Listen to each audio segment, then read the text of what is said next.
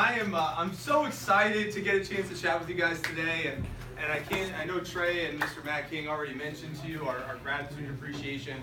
I wanted to kind of take you through a little bit about my story and how I got to where I'm at, because it's funny seeing like a lot of the students especially see me as like what I do now, but I want to kind of take you back to where I was before I started working with Vector, and then a little bit more about how I got to where I'm at, to help you understand my story and how it relates to some of your kids and where they were when I was 18, 19 years old. See, before Cutco, I grew up in the youngest of 8 in New Jersey, and growing up in New Jersey, I was overweight. I had pimples, freckles, glasses, braces. I was the awkward kid in the back of the classroom. So I was 70 pounds overweight going into high school, and my biggest bully was my sister. She's 2 years older than me. So she used to beat me up all the time, and when I graduated from high school, I moved away to Florida to get the heck out of New Jersey to claim my independence. So I only applied to schools in Florida. USF gave me the most academic scholarship money. I was in National Honor Society in high school. I played sports. I didn't get scholarship money for athletics, I promise you. But academics was pretty good. Got some scholarship money, went to USF to claim my independence and be my own me. So I worked really hard that summer before I left for college, pushing carts and bagging groceries and Stop and Shop. And I saved up about $1,500 to claim my independence and not borrow any money from my parents and just do it on my own. And I remember there was a party at my house before I left. All my friends were there, my family was there. I packed up my red 91 Mitsubishi Eclipse and was on my way. And right before I left, I remember my sister's friend told me, she says, I'll give you 4 weeks. And then my dad says, nah, I'll give him at least 6.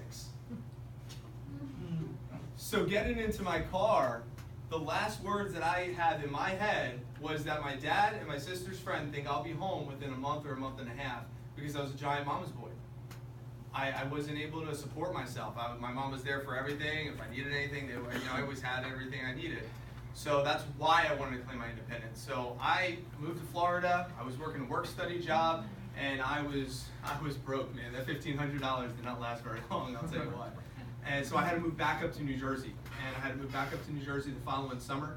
And that's when I got that letter in the mail from Vector. And I'll tell you what, that letter in the mail changed my life. I applied for, obviously, like Matt said, in spring that semester, but they didn't accept me here in Tampa. So I moved up to New Jersey, got the job, went in for the interview. And I'll tell you what, that changed the whole course of my life, because I knew what I had what my potential offered me, but I was never in a position besides academics and athletics that could challenge that potential.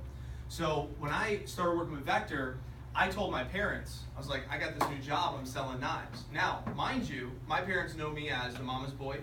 I lack confidence. I didn't sit down and meet with adults or anything like that. That was totally outside of my realm, my comfort zone. So when I told them I was going to sell knives, they thought it was silly. They were like, are you sure you're going to be able to sell knives? I said, they're going to train me. See, the way my dad perceived it originally was like I had a trench coat with knives and I was going to sell them. My dad has been an entrepreneur pretty much his whole life. He owns a plumbing business up in New Jersey, and it's been the longest standing plumbing business in Trenton, New Jersey for just under 40 years now. And he grew up in the slums up in Jersey, had nothing growing up. He wanted me to be an entrepreneur, but at the same time, he knew the struggles that went behind being an entrepreneur, but he thought I was too soft to handle them, so he tried to protect me, which is what a dad, I guess, is made to do, right? So I saw that him protecting me was not going to help me find my full potential, though. So I was like, I convinced him, I need to do this, it's going to help me. He said, but you're studying engineering, why do you need to learn sales? I said, that's why when I go in for a job interview, I want to be able to convince future employers to give me the job. I don't want to graduate with a degree and then not be able to get a job. He said, but you're not good with people. I said, this is why I need to get good with people. So he's like, you never sold anything in your life. I have sold candy bars once, and I gave it to my mom to bring to the office, and that's how I sold them. But I never sold anything before. I said, that's why I got to learn this. It's gonna give me a better opportunity than just going back to Stop and Shop. So I went in. I just went through the training. I asked them, I badgered them for names and numbers. Lots of names and numbers. I went through my mom's little black book, the address book. I went through photo albums. We're talking 12 years ago. I went through every photo album that we can have. I said, who are all these people? Who was at my bar mitzvah? Who was at this wedding? Who were all these people? Can we get phone numbers to these people? got my list, worked my tail off. 6 weeks into the job, I was doing well. I went through all of their friends, all those people, that whole list. I made a $986 paycheck. I was king of the world, man. I was fired up. Man, I was so excited. I was 19 years old, and then my sample kit got stolen out of my car. So all of those recommendations that I got from mom and dad, like the referrals that I got from their leads that they gave me, my knives, my pride, the credit card numbers and all the order forms that I had in my sample kit bag, oh man, it sucked. Or it was horrible. So it was bad. It was a terrible situation. And I sat down with my manager at the time up in New Jersey, and I looked him square in the eye and said, I have to quit. I have to quit. I have nobody else to call. I don't think I could do this job anymore.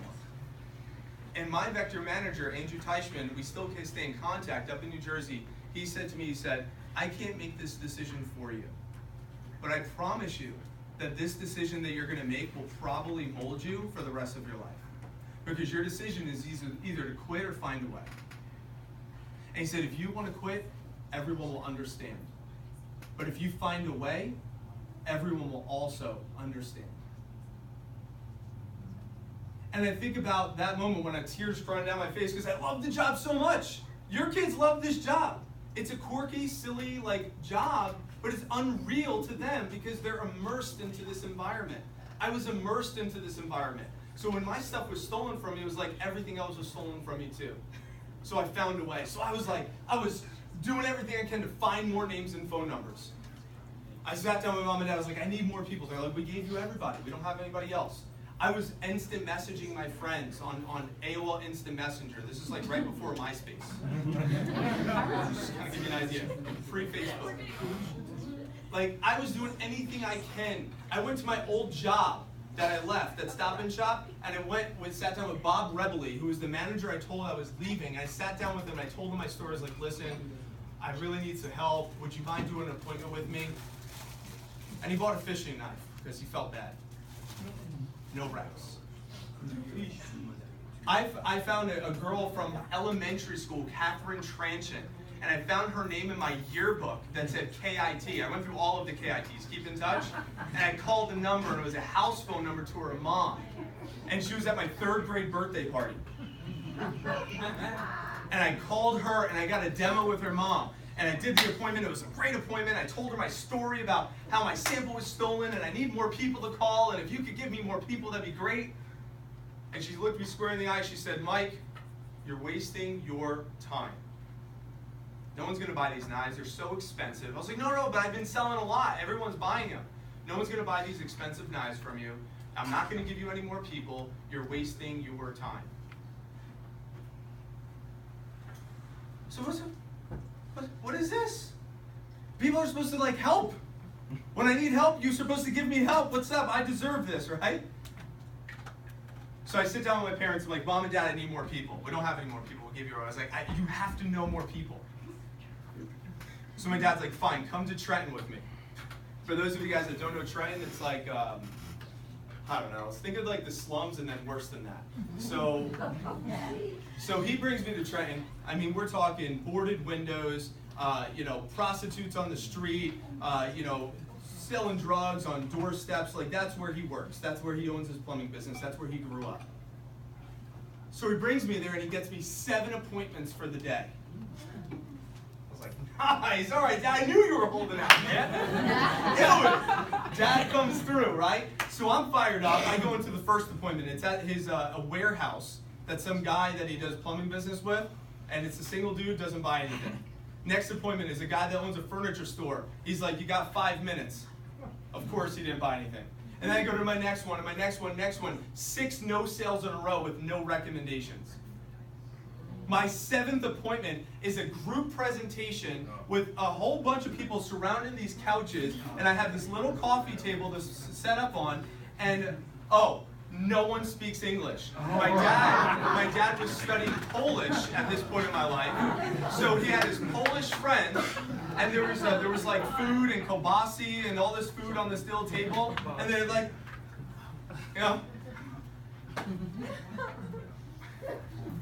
How do you do this? Number one, I don't know how to do a group presentation, and number one, I don't know how to speak Polish. So, well, what do? So I went through it, I did what I had to do, of course no recommendations, and the people at home bought a carving set. Later I find out the reason why they bought a carving set was because my dad did their hot water heater for free.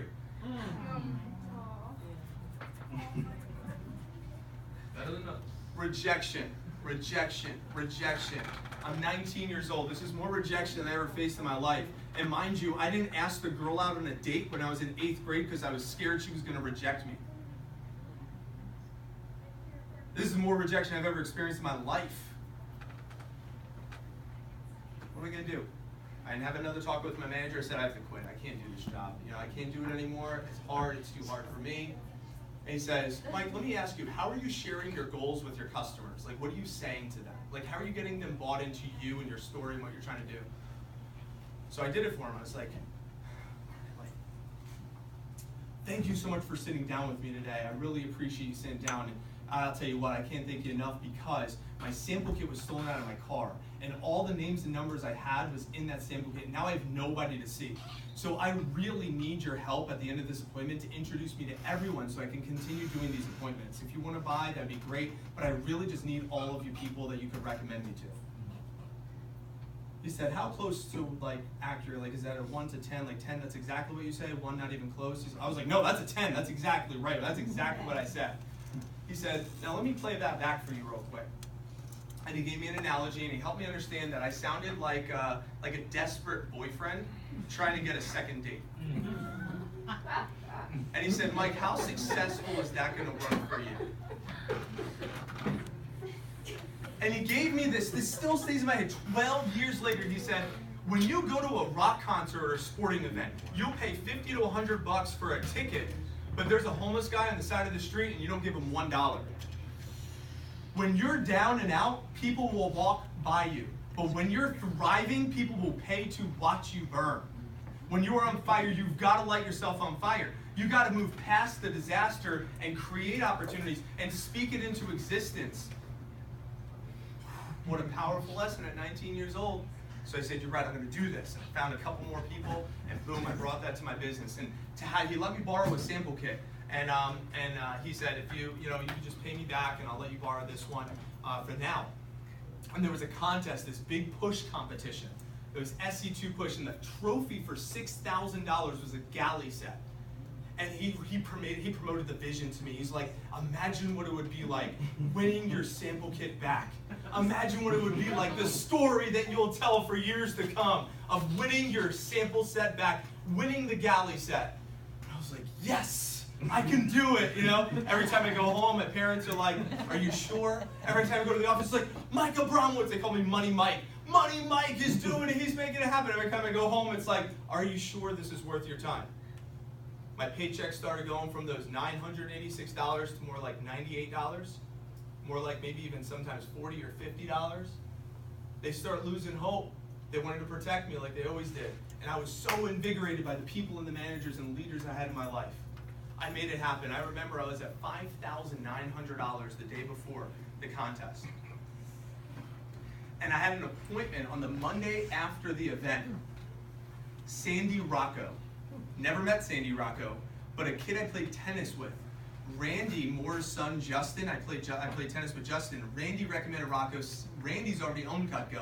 She recommended me to Sandy, and Sandy did an appointment with me. She set an appointment up with me. So I call her up. It's like 10:30 at night. I said, Sandy, my contest ends at midnight. You have no idea who I am. I don't know if you've ever heard of Cutco, but Randy's owned Cutco for years. She loves the product line. Would you buy 4 table knives? If you don't like them when I show it to you on Monday, we'll cancel the order.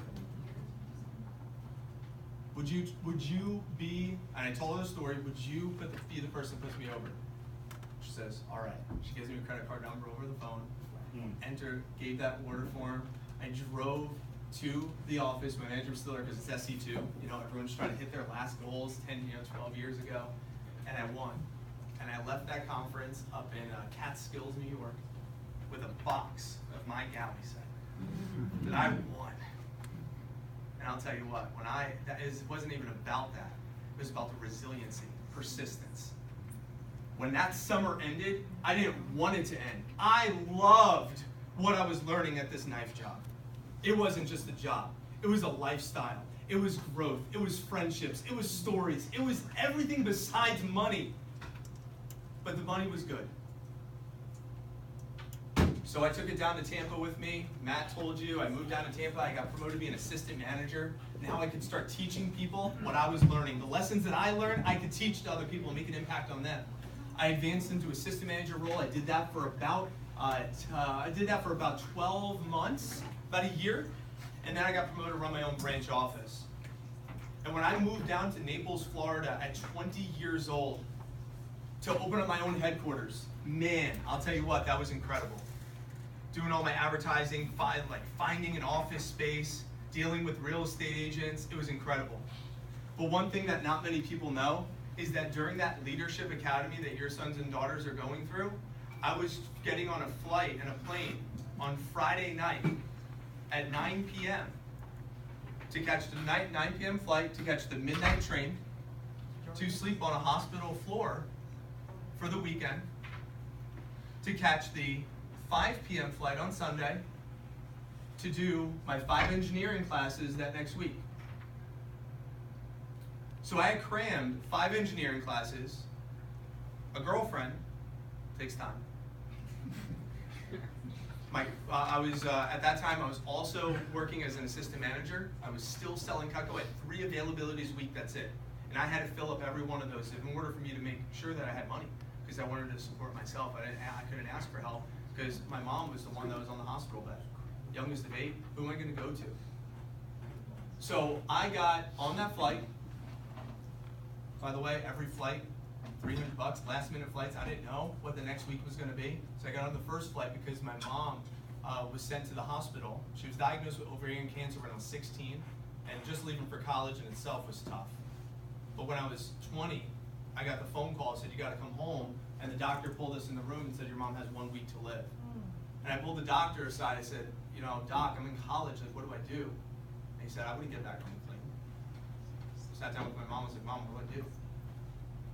She's like, go. Like, what do you think? What are you talking about? Just go. Come back next weekend. You're not going to drop out of college. You've worked so hard to get to where you are. You're not going to drop out of college. I was like, Mom, I can just do it next semester. No big deal. No. Oh, man, that was a tough decision right there. To get back on that flight. So I got on the flight. Mom made it through the week, got to the next weekend, and she fought for 8 months. I took 26 trips back up to New Jersey. And unfortunately, Mom lost that battle when I was running my branch office in Naples, Florida for the summer, June 5th. And she lost that battle, and I got that phone call, and I went home, and I was in the hospital room when it happened. And I'll tell you right now that when I had to leave my office and shut down my business was a really tough decision at 20 years old, because I worked so hard for 8 months to get to that point. I saved up my money like Matt showed you. I already invested all that money into the business. I had my team of people there. And I made a decision. I stayed with the family for 1 week, and I got back on the plane. I got ridiculed by my sisters. You're selfish. Why are you getting back on that plane? You need to be here with us. And I said, I need to be there for my team. I need to be there for my future. Mom would want this. And every one of those people I flew back for quit. I decided to rebuild the business, and we finished #1 in the North Florida division that summer. I decided to personally sell. I established a lead base. I called 400 people to book up 1 appointment. Talking about cold calling, I was calling a recommendation base from a girl who gave me her binder, who sold Cutco in that territory 3 years before me. Resiliency. Talk about a lot of phone calls. Imagine calling 400 people just to get 1 yes. But that 1 yes, she gave me 12 recommendations. Hey.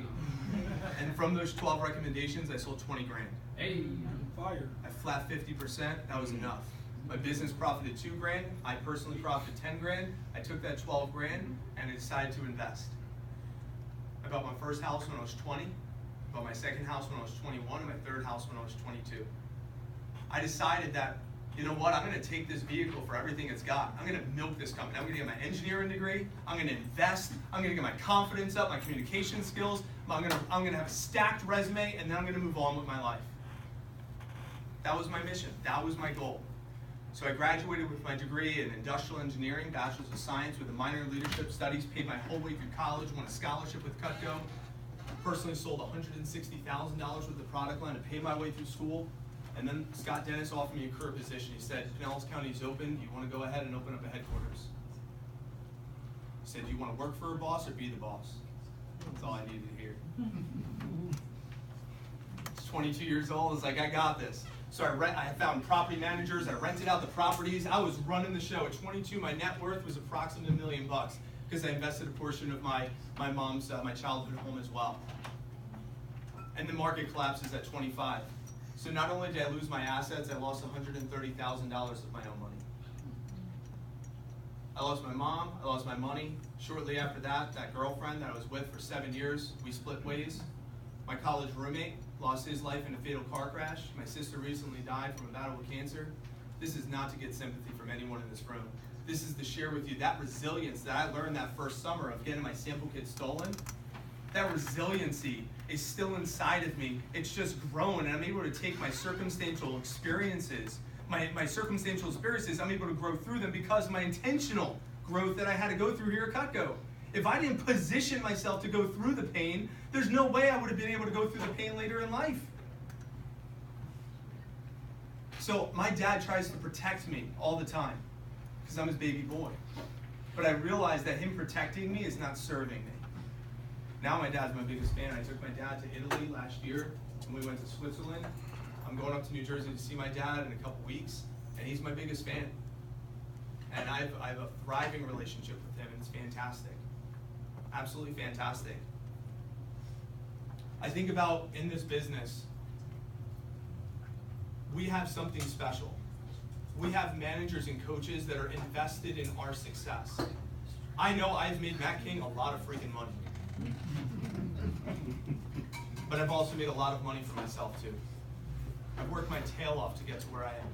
I've had to go through every up and every down, and I've had somebody in this business helping me every single step of the way. When my parents tried to protect me, I had someone else pushing me every single step of the way. And I needed that. Because you know what? If I was going to be soft for my parents, I don't know where I would be right now. I'd probably go back to eating because that's what my addiction was. I'd probably be 300 pounds. I'd probably be broke and fighting with my sister still. She'd probably be bullying me still. That's where I would be if I was still soft and babied, if it wasn't for that letter that I got in the mail 12 years ago.